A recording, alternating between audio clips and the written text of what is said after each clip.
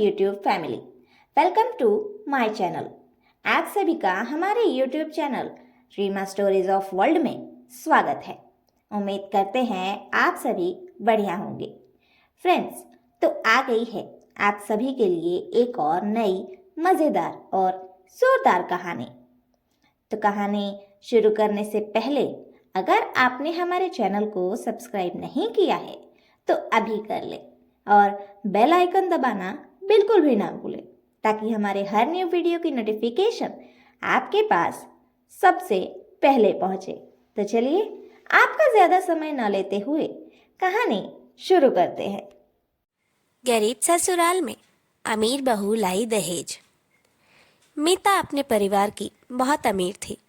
उसके पापा का खुद का हीरो का बिजनेस था, पर उसकी शादी जिस घर में होती है वो घर कुछ खास बड़ा नहीं होता और एकदम काम चलाने लायक तो होता है, पर इस बात से मीता खुश नहीं थी।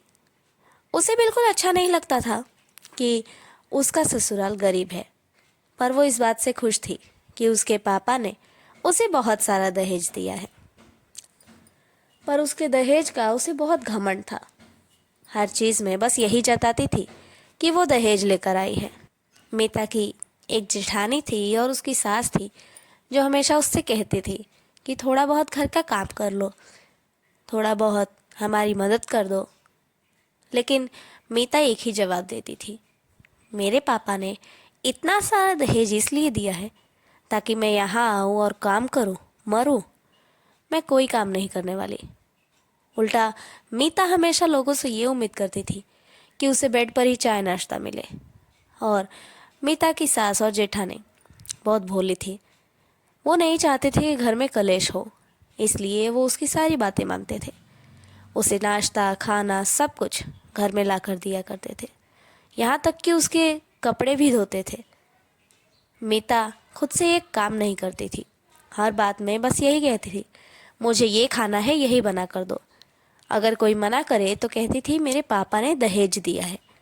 इतना दहेज किस काम का कि मैं यही खाऊं या फिर ऐसे ही रहूं। मुझे अच्छा अच्छा खाना है और जो मैं कहती हूँ वो बना कर दो। उसकी जेठानी और सास बनाकर देते भी थे ताकि घर में कलेश ना हो। मीता की सास और जेठानी हर बात उसकी मानती थी, लेकिन अब मीता कुछ ज़्यादा ही सर पर चढ़ चुकी थी। उसके ससुराल में ये सब नहीं होता था, जैसे कि फ़ोन पर रील बनाना, अलग अलग गानों पर नाचना, वो भी गाँव वालों के सामने जाकर।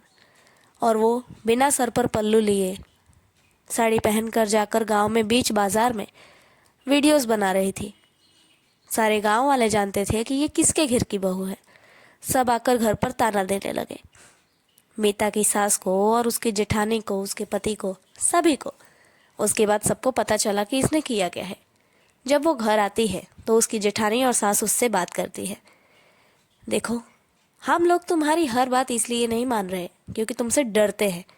हम लोग बस ये नहीं चाहते कि हमारे घर में कलेश हो, और तुम इस तरह से जाके बीच बाजार में वीडियो बनाओगी तो हमारी इज्जत का क्या?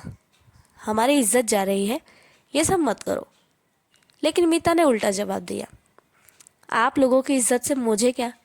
मेरे पापा ने बहुत सारा दहेज दिया है ना, तो अपना मुंह बंद रखिए और मैं जो कर रही हूँ करने दीजिए। उसके बाद वो छत पर जाके वीडियोस बनाती है, और वो भी छोटे छोटे कपड़े पहनकर। सारा गांव छत पर से तमाशे देख रहा था। इस वक्त मीता की जेठानी गई और उसे गुस्सा आ गया। उसने मीता को थप्पड़ मार दिया। मीता भी अब जिद पर अड़ गई, मेरे पापा ने जितना दहेज दिया है मुझे वापस करो। मैं इस घर से जाना चाहती हूँ, मैं वापस चली जाऊंगी। उसके बाद मीता की जेठानी ने ये शर्त रखी, अच्छा इतनी आसानी से चली जाओगी? 1-1.5 महीने से आज हम तुम्हारी गुलामी कर रहे हैं, तो हमारी भी अब 1-1.5 महीना गुलामी करने के बाद ही तुम इस घर से जाओगी। आज से घर का सारा काम तुम अकेली करोगी, हम लोग नहीं करेंगे। और जिस दिन 1-1.5 महीना पूरा हो जाए, हमारी गुलामी की हुई सारे की सारी वक्त पूरे हो जाए, तब तुम जाना अपने मायके। मीता भी जोश में आकर हाँ कर देती है। सुबह के चाय से लेकर रात के खाने तक, सबके नहाने से लेकर सबके कपड़े धोने तक, बर्तन धोने तक, हर एक चीज़ अब मीता करने लगी। हाँ, वो ज़बरदस्ती करती थी और उसकी जेठानी और सास उसे और परेशान करती थी। जितना उसने उन्हें किया है उतना ही परेशान वो भी उसे करने लगे थे। लेकिन फिर भी मीता ने सोचा कि बस कुछ ही दिनों की बात है, इनकी गुलामी कर लूँ, उसके बाद अपने घर चली जाऊँ, इनसे पीछा छूटे। काम करते करते ही मीता की एक दिन बहुत ज़्यादा तबीयत खराब हो गई। वो चक्कर खा के गिर जाती है। उसके बाद घर वाले डॉक्टर बुलाते हैं। डॉक्टर कहता है कि इन्हें बहुत ज़्यादा वीकनेस है, आदत ना होने के कारण इन्होंने बहुत ज़्यादा काम किया है, इस वजह से इनकी तबीयत खराब हुई है, तो इन्हें बेड रेस्ट देना होगा और अच्छे से इनका ध्यान रखना होगा। अभी 1-1.5 महीने का वक्त पूरा नहीं हुआ था, पर फिर भी मीता की सास और जेठानी ने उसका पूरा ख्याल रखा। उसको खाना पीना नहाना सब कुछ अपने आप से किया, उसका बहुत ध्यान रखा। मीता का पति एक दिन उसके पास आता है और कहता है, हमेशा तो तुम ये घमंड करती हो कि तुम्हारे पापा ने तुम्हें दहेज दिया है, तो तुम एक भी काम नहीं करोगी। सब लोग, मेरे माँ बाप ने किया सब कुछ तुम्हारा।